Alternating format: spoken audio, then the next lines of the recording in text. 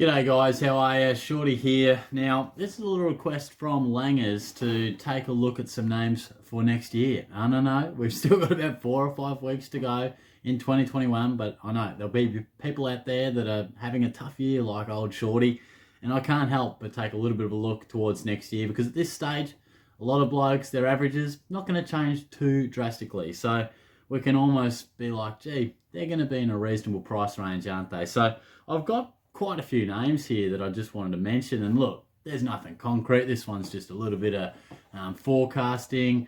I just had a little bit of extra time today. I'm filming this on Friday.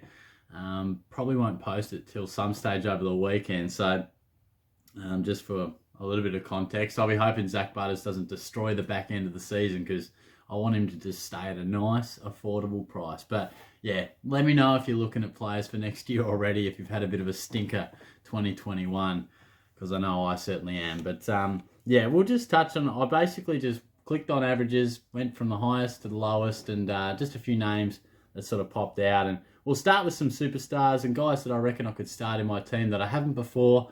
Jack Steele, Sam Walsh, they've been amazing for me since I brought them in.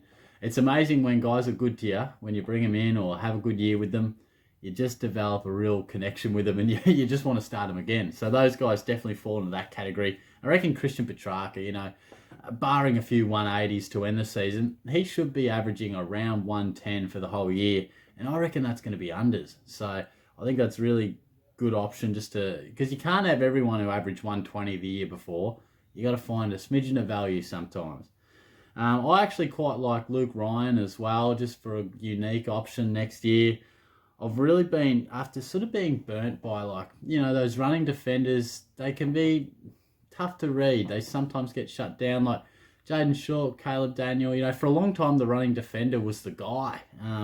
But I just wonder if now the creative interceptor who takes kick-ins, maybe he's the guy. Tom Stewart, Luke Ryan kind of types. So interesting food for thought. Lachie Neale, he's going to be a bargain. I think he'll be in so many teams. Going to be well unders what he can do. And here's one that I just wonder, he's got a bit of a vibe that could be 110 plus, and that's Andrew Brayshaw.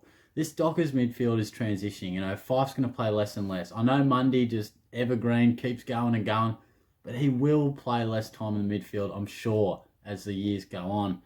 I just wonder if Brayshaw, he tackles hard, finds the ball real easy. I know he's not the greatest kick in the world, but I just wonder, could get extra points out of him there.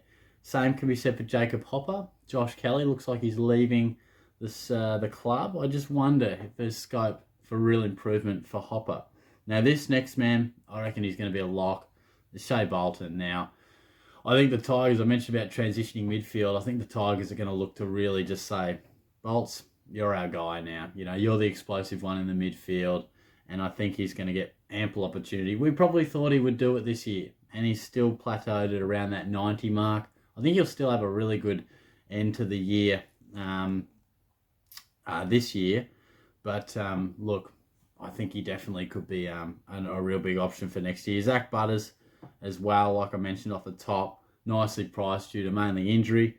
And Rowan Marshall, similar to be said, injuries, has seen him probably going to average somewhere in the early 90s. I reckon that's a great buy.